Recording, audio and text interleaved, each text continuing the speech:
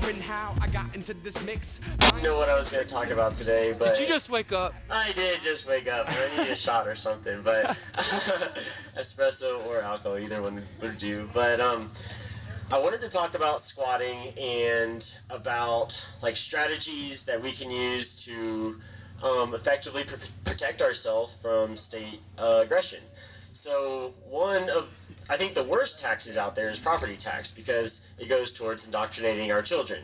And we can't end this system of oppression if we continue to pay property taxes. I do think it's not like an all or nothing thing. I think there are ways of, using the system when it's appropriate, when it meets our needs, and of fighting the system when it's more effective for us to fight.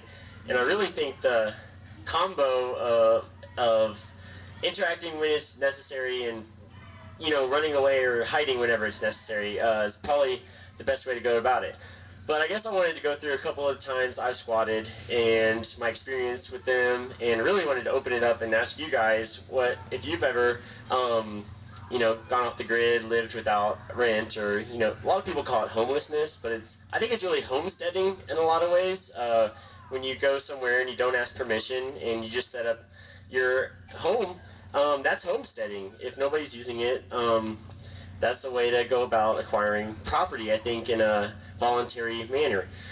So some of my experiences, I guess the first kind of cool one was on Little Inagua in the Bahamas, where there's a 30 square mile uninhabited island that nobody's using. So ever since I was a kid, I had this dream of going there and building a colony from scratch. I thought, if we could just get a bunch of cool people onto this land where nobody's using it, we could set up an awesome little society, and we wouldn't hurt each other, and we wouldn't tax each other, and I hoped that the ocean would help separate us from the rest of humans who are pretty violent and like to be parasitical. But once I got out there, it was kind of became obvious how expensive it was going to be to try to build a colony from scratch. We literally would have to bring everything out there, like solar panels, wind turbines, water purification. We'd have to figure out how to grow on a desert island where there isn't that much water. And kind of my motivation changed too. At first I thought, the United States government, they own all this land, so I can't be free here. I have to go somewhere else if I want to be free. But over the course of my travels, I came to realize it's just Earth. There's nobody that has a legitimate claim over vast amounts of property. You can have a legitimate claim if you're using it, but I think these broad who was the guy who stuck the flag next to the Mississippi River and said, I own everything this drains? I don't know his name, but anyways, that's just retarded. You can't stick a flag next to a river and say, I own everything that this drains. In the same way, I don't think you can go to an island and stick a flag and say, I own all this. I think ownership, if it makes sense at all, it comes down to use and really guardianship of property rather than exploitation or saving it for later or something like that. So yeah, once I had sailed around and saw that I didn't actually have to leave the United States to be free, because the United States is kind of just an illusion, I came back, and I still wanted to live off the grid, but now I was no longer in this mindset where I had to go somewhere else. I thought I can do it here. I just have to find a place that's not used. So I traveled across the country kind of aimlessly for a while, and I saw all the unused land everywhere. There's forests, there's just places everywhere that nobody's using, and I don't think there's any reason to not use it. So I ended up picking a spot in Houston next to the University of Houston, and I lived there with my girlfriend Melissa in this 34-acre woods that it's legally owned by the university, but they're not using it. They haven't used it in a decade since they've owned it or whatever, and there's no evidence they were going to be using it. So we took a trampoline out there and some tarps and set up a little hut. And for 6 months, nobody talked to us. Nobody knew. It was really inspirational to me, because it wasn't the best forest in the world. We could pick better ones, but in this specific instance, it worked. My stuff is still out there 2 years later. People don't go looking in the woods for homeless people or homesteaders.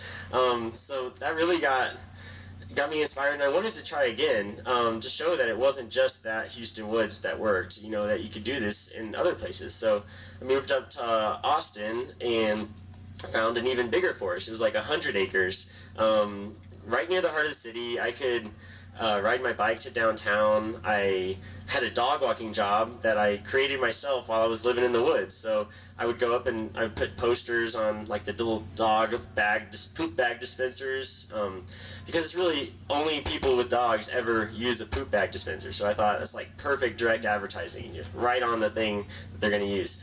But I was able to service all my clients from this woods without them knowing. Like I was able to shower and everything, and it was like an inside secret kind of, that I was going about my day, interacting with everyone in civilization, but at night I was going out into the woods and living in a tent on a trampoline.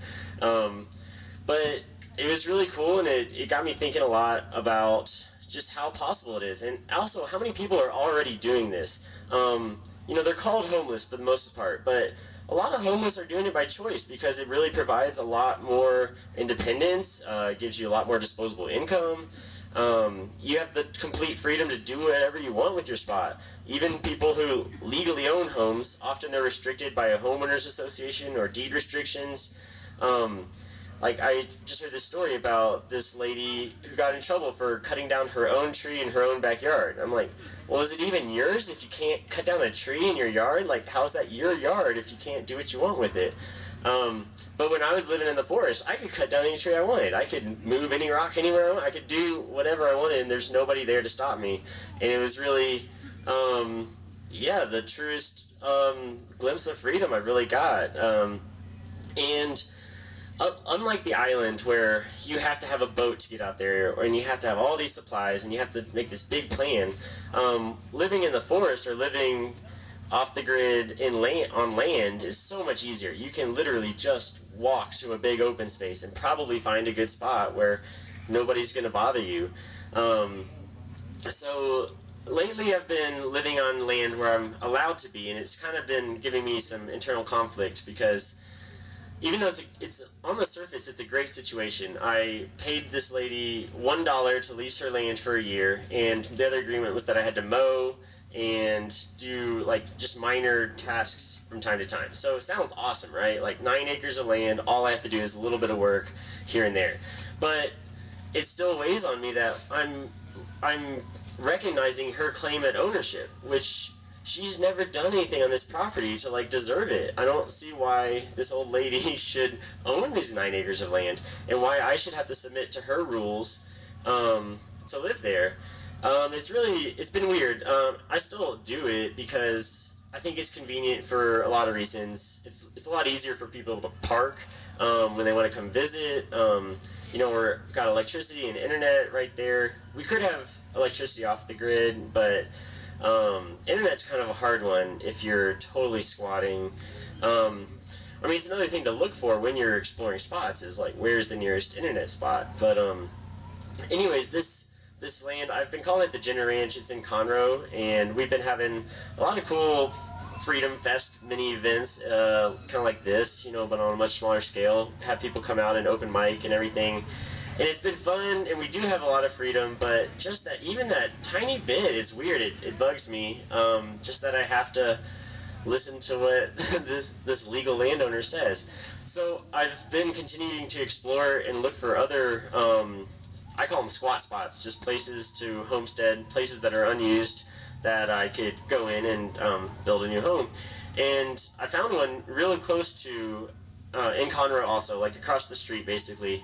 It's this dilapidated house that collapsed after a storm, and it's been rained on and it's clearly abandoned. But right next to it is this garage port that's like in really good condition, and I'm thinking I could fix it up and put on walls and make a chimney and everything.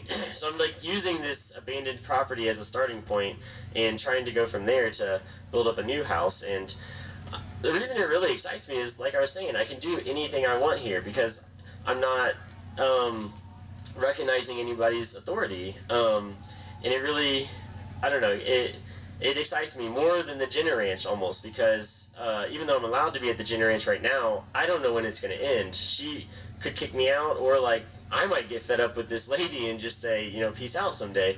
But if I'm on land where nobody knows I'm there, there's just like zero, or it's very small chance that I'm ever going to get kicked out. And when they do kick me out, it'll be because a human actually, I don't know, went out of their way and looked, rather than just this.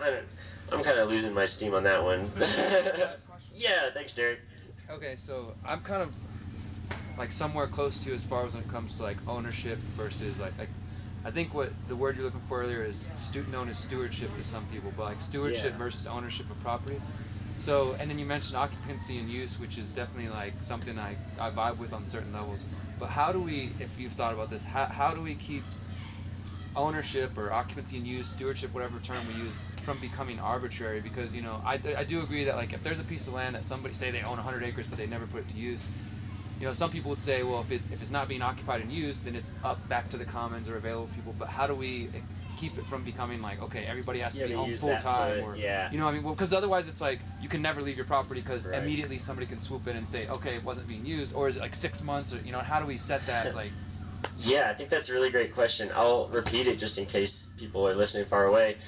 Derek asked, so if we recognize that kind of legitimate property claims kind of come down to use or to guardianship or stewardship, and then how do we handle situations where somebody goes on vacation, or they have, say, 100 acres that they use some of, but they also like a little buffer between them and their neighbors, you know, which is, I think, totally reasonable in life to want a little buffer where nobody's going to use this piece of land between my home and your home, and we don't want a third party coming in and building right between us. And I think, unfortunately, the answer is just situational, like working through problems one-on-one with other human beings. I really shy away from rule-based ethics. I think ethics really does need to come down to being very present in the moment and acknowledging the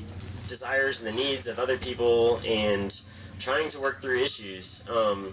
And, you know, third-party arbitrators are helpful sometimes. I get scared of that too, because why should either of us care what that guy says, really? But like, I don't know. The ultimate question is like, how do we resolve disputes? Like, and it's just so complex. I think spontaneous order is the right way. Like, I thought there's no, unless we're going to create some monopoly, one size fits all answer for every situation. It has to be a case by case basis. I think people need to be reasonable, like, with each other. You know, not just immediately like, you're fucking gone, I'm taking your place. Yeah, exactly. So that's one thing I do when I explore these abandoned properties a lot, and I try to take note if anything changes between times I come, like to make sure nobody's using it. And sometimes I'll go to a house that looks super abandoned in the yard, and I'm all excited, like, oh my god, people have gone like a decade, like I should, you know, go through the shed and see what's there and everything. And then I came back the next time and this grass was mowed, and I was like, oh shit, like somebody's probably using this. Maybe I shouldn't consider this abandoned, you know? And so yeah, like I think if you're going into it with the right intentions, and when I go into squatting, I'm trying to hurt somebody or interfere with their life is the last thing I want. You know, I'm only comfortable squatting if I know for sure that I'm not interfering or hurting anybody's lives by doing it.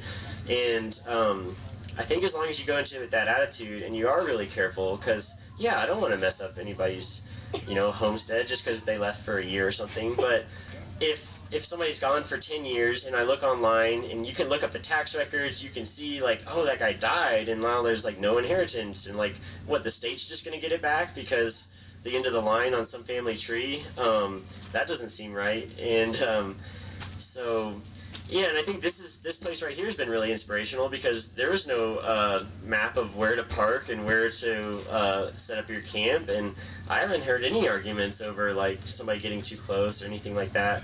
So I really think in practice it's so much easier than we make it out to be with hypotheticals sometimes. Like I don't know, one time I was brainstorming about this idea of like, what if there's a tree like on my neighbor's land, and then but the branch comes onto my land or whatever, and it's interfering with my life somehow, and am I allowed to cut that branch off? And we were brainstorming out at the Jenner Ranch and talking about it, and different people were offering different solutions. Like, yeah, you should be able to chop it if it's over your land. And then the other person was like, no, well, the tree's rooted in the other land, and like, so you shouldn't be able to chop that branch off. And my point, what I said was, I don't think we should have a strict boundary anyways. I think we should picture all boundaries as fuzzy, like it's a cloud, just gets less of mine and more of yours, and just this idea that there is a line, I think really messes us up, and it prevents us from doing situational dispute resolution just based on the people and the moment and how they're using it and all that kind of stuff. So yeah. I think what's interesting about that is some people would say that they think that if you own the land, then you own the air and the sky above you, all the way up to the heavens, basically. So that's like your from the core to the hemisphere. Yeah. All the way down to the center. All the way out to the end of the Milky Way. So I got like several stars too, and like. There's a satellite went over the hill. Yeah, it's mine. Yeah. I don't know. I guess that was all I had. Does anybody else have any questions or any like stories of squatting that you'd like to share? Tell them about your book. Okay. Real quick. I came out with a book last year called The Sailboat Diaries, and it's a lot of these stories and a lot of the philosophy that went into it, and so it follows my travels from Texas down to the Caribbean and squatting on that uninhabited island, and then back, and then the story of living in the woods, and it ends with the talk of freedom cells and a way that medium-sized groups are kind of like this optimal amount of people to really interact productively. Like if there's too many people, you run into this problem of dispersion of responsibility, or nobody feels responsible to do anything, and if there's too few, you don't have enough to be really creative and productive. So anyways, that's an idea I learned from Derek, and it was right when I finished the book. I was living in the woods in Austin. We talked a bunch about that. So anyways, thanks for listening, you guys. I guess I'll close it down there. Awesome.